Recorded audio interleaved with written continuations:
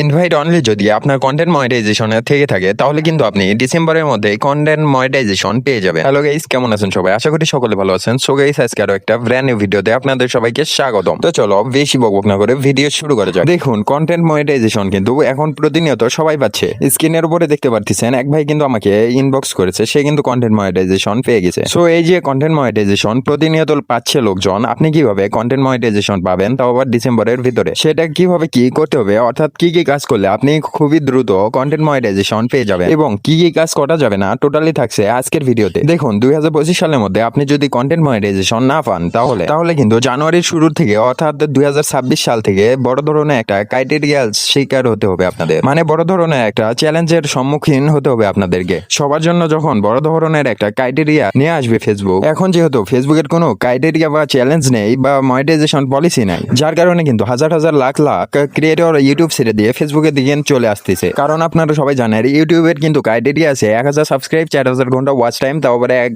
বছরের ভিতরে। দেখুন, আমি এখন আপনাদেরকে যে পরামর্শগুলো দিব ওগুলো যদি আপনার একটু কাজ হয় তাহলে অবশ্যই একটা সাবস্ক্রাইব, লাইক, কমেন্ট, ফলো করে যাবেন। দেখুন, একজন কন্টেন্ট ক্রিয়েটর যখন নতুন অবস্থায় কোনো একটা প্ল্যাটফর্মে আসে, সেটা ফেসবুক হোক কিংবা ইউটিউব হোক, তার কিন্তু নতুন অবস্থায় কোনো কিছু জানা থাকে না। তাকে কিভাবে জানতে হয়? অন্যদের কাছে জিজ্ঞেস করে জানতে হয়, না হলে ভিডিও দেখে জানতে হয় বা শিখতে হয়। এখন যে অবস্থায়, নতুন অবস্থায় আপনারা অনেক কিছু ভুল ভ্রান্তি করে থাকেন। এখন ইদানিং আমাকে অনেকে ইনবক্স করতেছে আর আমি পেজগুলো রিভিউ করে দেখতেছি, কিন্তু ইদানিং এসে আমি ভিডিও আপলোড দেওয়া আর থাম্বনেল বানানোর সময় পাচ্ছি না। আর আপনারা যদি আপনাদের ফেসবুক পেজটা রিভিউ করাতে চান তাহলে আপনারা ইনবক্স করতে পারেন, ফেসবুকের লিংক ডিসক্রিপশনে দেওয়া থাকবে। আমি যখন তাদের পেজগুলো রিভিউ করতেছি দেখতেছি অতীতে তারা অনেকগুলো ভুল করছে, তো সেই ভুলের কারণে তারা যখন ভিডিওগুলো ডিলিট করে দিচ্ছে, প্রথমত তাদের ওয়াচ টাইম চলে যাচ্ছে, আর দ্বিতীয়ত তাদের ওয়াচ টাইম তো কোনো শর্ত না, কিন্তু ফেসবুকে তো কোনো অ্যাক্টিভিটি থাকতে হবে। তো আপনার পিছনে ভিডিওগুলোর যেহেতু অনেকগুলো ভিউজ আছে, কমেন্ট আছে, এঙ্গেজমেন্ট আছে, যখন আপনি ওই ভিডিওগুলো ডিলিট করে দিচ্ছেন, আপনার ভিডিওগুলো ভুল ভ্রান্তি থাকা অবস্থায় আপনি আপলোড করে দিয়েছিলেন,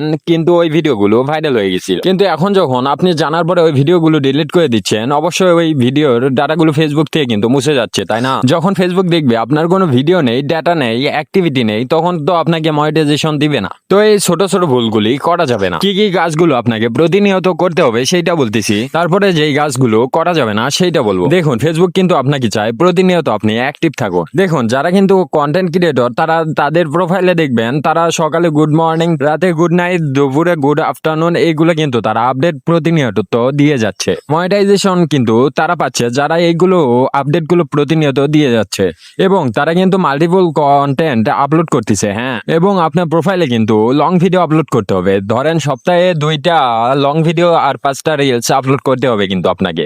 আর এর ভিতরে আপনি কিন্তু কম করে হলেও 2টা ফটো আপলোড করতে হবে, আর সকালে, দুপুরে, রাত্রে তো এটা করতে হবে।